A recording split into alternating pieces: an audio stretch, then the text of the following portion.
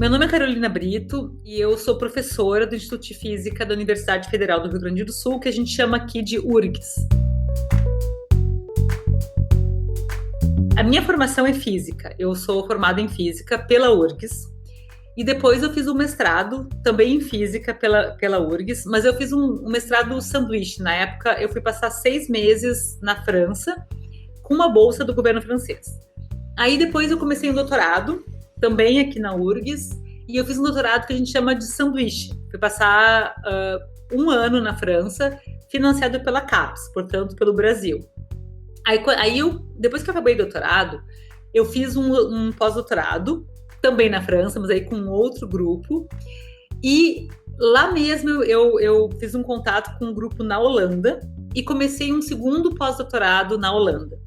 E aí, antes de eu acabar o pós-doutorado, que teoricamente deveria ter 2 anos, abri um concurso aqui na física e eu fiz fiz o concurso e passei para ser professora, então, desse departamento de física aqui na URGS, onde eu estou até hoje.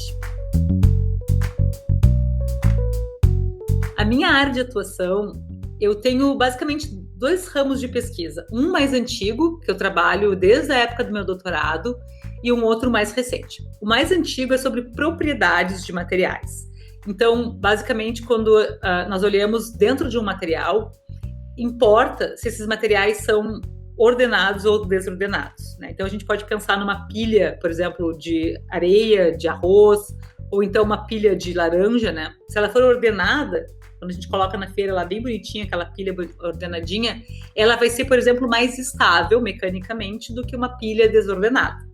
E também, então, esse é um exemplo, mas os materiais também se comportam assim. Então, se eu quiser, por exemplo, produzir algum material que seja mais resistente a uma certa força, ou um material que propague melhor o som ou o calor, eu tenho que entender como é que são as propriedades microscópicas, se ele é amorfo, se ele não é amorfo, entre outras coisas.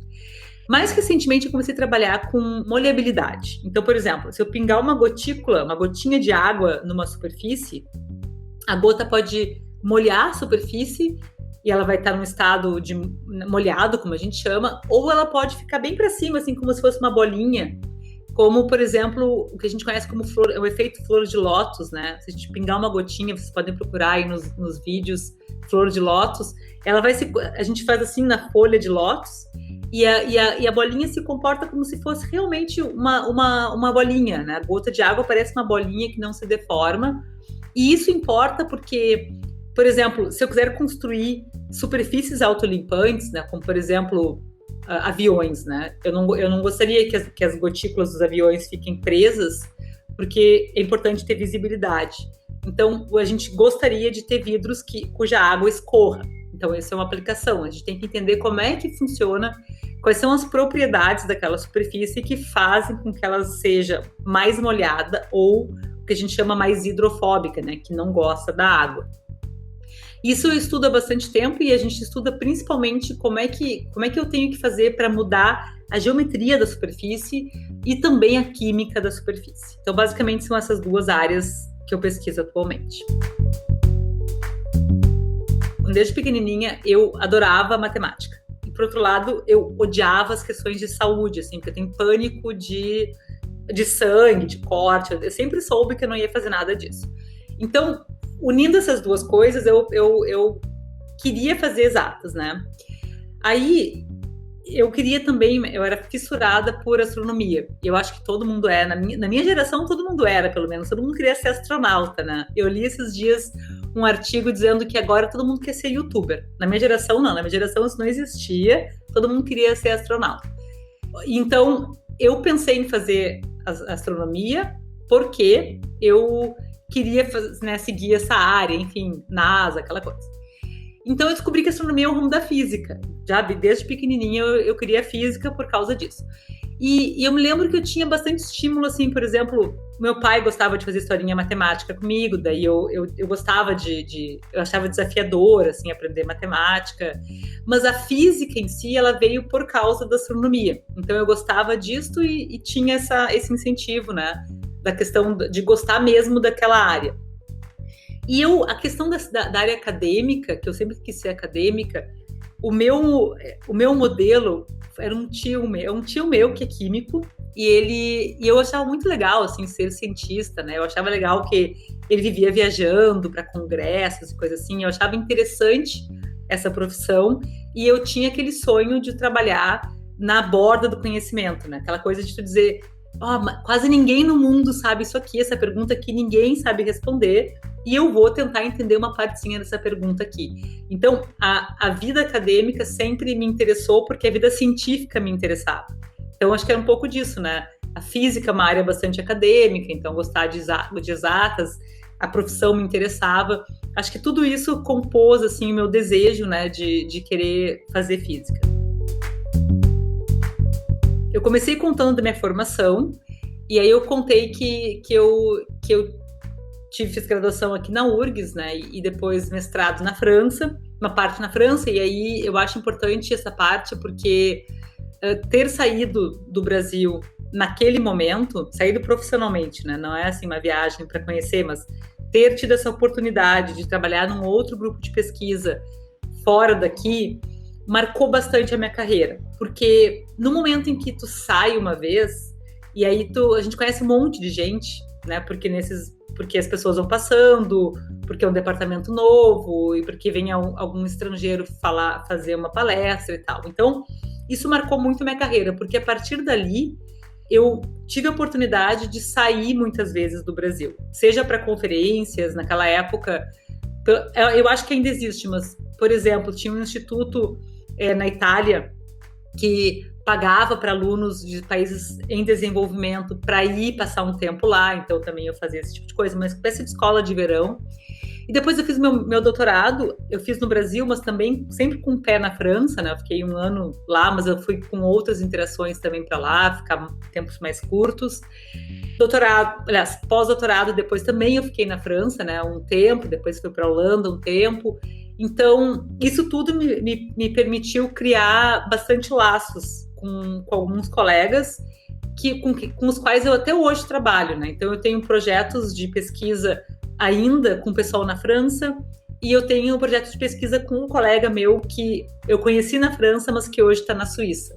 Então, eu acho que a minha trajetória ela é bastante guiada, a minha trajetória de pesquisa, digamos assim, é muito guiada por essa oportunidade que eu tive lá atrás, né, na época do mestrado ainda, de poder sair com essa bolsa do governo francês, porque na época, e hoje ainda é assim, o CNPq, os organismos brasileiros, não financiam um mestrado sanduíche, né? Então, essa oportunidade que eu tive mudou bastante a minha trajetória. E uma vez que eu me tornei professora aqui na URGS, eu também comecei a trabalhar bastante com esse outro pilar da universidade, que nós chamamos de extensão, né? Porque a universidade tem 3 pilares, que é pesquisa, ensino e extensão. Muita gente conhece, óbvio, o ensino, né? Porque a universidade claramente ensina. Se conhece relativamente bem a pesquisa, porque é onde mais se faz pesquisa no Brasil, é na universidade, em particular nas públicas, né?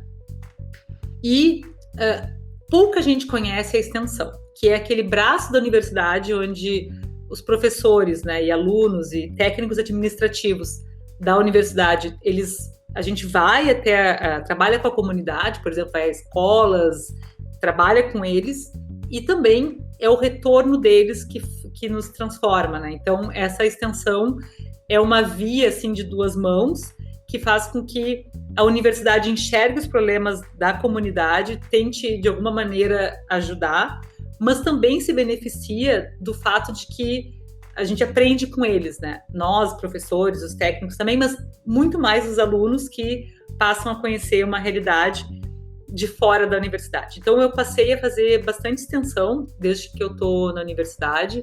Eu coordeno um projeto chamado Meninas na Ciência, onde a gente tenta atrair meninas para seguir essas áreas de exatas e tecnológicas.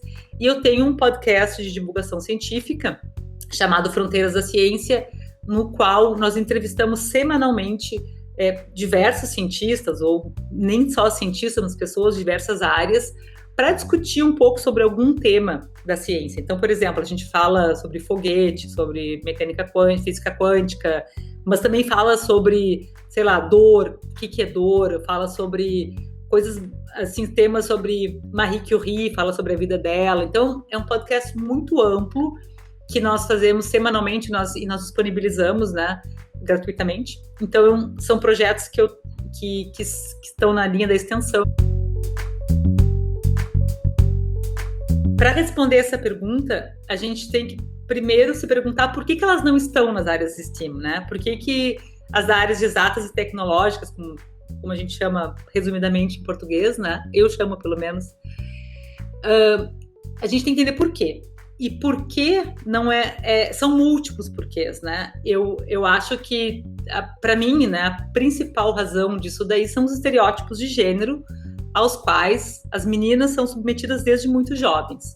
Então, nós sabemos que muito jovens, as meninas já têm certo padrão, né, tanto de cor, de quarto, como de jogos, por exemplo. Então, as gurias vão brincar lá com, sei lá, com Barbie, com uma boneca, brincar de fazer comidinha, e os guris vão brincar na rua, jogar bola, são estimulados a fazer esportes de ação, e claro, atualmente muito, muito videogame, mas isso também, as mulheres também estão nessa, né? Mas assim, tipos de jogos muito diferentes, por exemplo, e desde muito jovens as meninas são estimuladas a pensar sobre cuidado, beleza, essa coisa assim que é tido como uma coisa feminina, e muitas aspas aqui, né? Porque é um estereótipo, e os homens são estimulados a outro tipo de ação. Então, eu acho que esses estereótipos de gênero, que estão muito bem documentados na literatura e que nós sabemos que têm implicações profundas das mulheres, só para dar um exemplo, a gente sabe que já em idades muito jovens, por exemplo, tem um estudo que mostra que aos 5 anos as meninas, o estudo é assim, as pesquisadoras contam para alunos de 5 anos de idade uma história de uma pessoa muito inteligente e pergunta qual é o gênero daquela pessoa. As meninas de 5 anos falam que é uma mulher, os meninos falam que é um homem, ou seja, associa com o seu próprio gênero essa pessoa inteligente, mas já aos 7 anos, as mulheres as meninas e os meninos associam com um homem uma pessoa inteligente. Ou seja, existe uma perda de autoconfiança já muito jovem, e isso tem influência na carreira. Por quê? Porque as carreiras também são estereotipadas. Então, por exemplo, matemática é tido como uma área muito difícil, né? Como, tu faz matemática ou tu faz física, o estereótipo já vem junto. Quer dizer, tu tem que ser genial para fazer. Então, como é que uma menina que se acha burrinha aos 7 anos, 8 anos de idade, vai buscar uma área desse tipo? Então, eu penso que começa muito cedo essa questão do estereótipo, né? É muito difícil as meninas se encontrarem nessas áreas, porque elas são criadas, né, assim, com todos esses estereótipos para não desejar essas áreas. Depois tem uma questão de desvalorização dessas áreas, né? Então, física não se fala, todo mundo acha que quem faz física morre de fome, mas mesmo as engenharias, né, que tem menos esse estereótipo, mesmo nas engenharias, eu observo que as pessoas têm medo de buscar essas áreas porque acham que não vão conseguir emprego, tá? E isso é um enorme mito, né? Então, fechando a questão, como é que eu atraio, né? Eu disse isso tudo para dizer assim, eu acho que tem que atuar em várias frentes. Primeiro, para tentar minimizar a questão do estereótipo de gênero, que é um problema, a gente precisa trabalhar essas questões desde lá de muito cedo, mostrando que, as mulheres tiveram um papel na história da ciência, da tecnologia muito importante, que muitas vezes foi abafado. Então, elas são super capazes e deram contribuições reais, mesmo sabendo que elas não podiam nem estudar e trabalhar e tal. Então, mostrar que existem essas mulheres. Então, a questão da representatividade, né, que é muito importante. Mostrar também a ciência como uma coisa em construção, interessante, como uma possibilidade de trabalho. E também desmistificar essa questão de que a única profissão que dá dinheiro é medicina, psicologia, coisa assim. E falar um pouco sobre também o fato de que hoje no Brasil, as áreas que mais têm possibilidade de emprego são áreas de tecnologia da informação, por exemplo, de TI. Né? Então, essas áreas são muito apropriadas para quem faz STEAM, né? Quem faz ciência e tecnologia. Então, eu penso que também muitas vezes a gente tenta, como divulgadores científicos, puxar para a beleza da ciência, que eu acho ótimo e que vai atrair muita gente, porque realmente tem muita coisa fascinante, Mas para além da beleza da ciência, mostrar que são áreas que precisam de pessoas, de experts. Por exemplo, a gente fala hoje do Big Data, né? Big Data nada mais é que um monte de dados que a gente tem que conseguir baixar e criar ferramentas estatísticas para analisar. Porque não adianta a gente ter dados sem saber o que fazer com eles. Então, eu vejo que tem muitas oportunidades para uma área para as áreas de exatas e tecnológicas hoje em dia no Brasil, e isso não é muito dito. Só para dar um exemplo, hoje eu coloquei essa tala aqui, ó. Isso aqui é uma órtese. Isso aqui é um material que é um plástico termoativado. Então, a pessoa vai lá, coloca isso aqui numa água a 65 graus, isso aqui é manipulável, ela adaptou para a minha mão. Isso aqui só existe em 2 empresas do mundo que fazem, na Bélgica e nos Estados Unidos. Por que diabos que a gente não produz isso aqui no Brasil? Né? Eu fico me perguntando assim, tem tanta coisa que nós poderíamos fazer e que ainda o Brasil acaba, né, se limitando a exportar commodity, né? Que é... A gente manda coisa... exporta grãos, né, commodities, e compra tecnologia pronta. Então, eu penso que é importante mostrar que essas áreas são fundamentais para desenvolver o país e que precisam de pessoas, e que, tendo pessoas, a gente pode desenvolver esse mercado, né, e que a gente precisa desse mercado, porque senão a gente vai ser a vida inteira um país em desenvolvimento. Entre as linhas com as quais eu trabalho, tem uma delas que eu considero que é, digamos assim, mais facilmente explicável. Então, essa da maleabilidade que eu estava comentando. Então, por exemplo, se eu consigo identificar qual é um material que é capaz, por exemplo, de fazer o óleo penetrar, né? Seria um material que a gente chama de oleofílico, que gosta de óleo, e que não gosta de água, que é hidrofóbico. Eu posso imaginar fazer peneiras, por exemplo, que eu vou jogar no mar ou em rios e que vão conseguir separar o óleo da água. E recentemente a gente fez um trabalho junto com a Cristina Ravazoni, que é uma pós-doc que trabalha comigo, com a Marion Silvestrini, que é a minha doutoranda. A gente fez um trabalho onde a gente justamente mostrou, do ponto de vista teórico, de simulações, alguns tipos de superfícies que são capazes de fazer isso. Então, isso é um exemplo. Mas a gente pode imaginar outras coisas, né? Por exemplo, assim, nessa mesma linha, existem já hoje indústrias e pesquisas que tentam fazer o que a gente chama de absorção de água da atmosfera. Então, imagine que vocês estão num ambiente desértico. E aí, vocês precisam absorver a água da atmosfera, da pouca água que tem na atmosfera, para poder acumular numa placa e jogar num local e acumular aquela água para beber ou para usar na planta, né, para tentar, enfim, porque a água é essencial. Isso é o que faz um animalzinho, um besouro. Ele tem essa capacidade, ele inclina as costas dele, tem alguns pontinhos nas costas dele, que são chamados hidrofílicos, que absorvem a água. A partir dali, começa a crescer, é o que a gente chama de nucleação, começa a crescer umas gotículas de água, até que elas ficam pesadas o suficiente, elas escorrem nas costas do besourinho e vão para a boca dele. O que fizeram os cientistas? Os cientistas observaram aquilo ali e começaram a se dar conta de que se eles construíssem placas onde tivesse alguns pontinhos hidrofílicos e o resto fosse hidrofóbico, ou seja, alguns pontinhos absorvem água e o resto não. Por que não? Porque daí a água fica um pouquinho acima, né? Em vez de ela tocar a superfície, se ela tocasse, ela evaporaria. Então, a gente tem que fazer pontinhos hidrofílicos que puxam a água. No resto, ela vai ter uma superfície embaixo de ar para evitar a evaporação, até acumular aquela água e ela escorre e eu posso armazenar. Então, esse tipo de estudo de absorção de água da atmosfera e de separação de água e óleo são aplicações diretas do trabalho que eu faço, por exemplo. Acho que para escolher uma carreira tem que ter várias características, né? Uma é gostar do que faz, acho que tem que gostar do que faz, senão também não adianta, né? Não gostando, a gente tem que trabalhar, pensa que vai trabalhar, não sei se a vida inteira, porque atualmente as coisas são mais efêmeras, mas boa parte da vida, várias horas por dia, então tem que gostar. Tem que pensar também, eu acho, assim, é importante pensar um pouco nas questões econômicas, né? Isso é realista, assim, dizendo, olha, eu vou trabalhar, investir numa carreira que vai me dar um retorno, um certo conforto. Que carreira vai ser essa? Então, pensa nas engenharias. As engenharias dão esse conforto.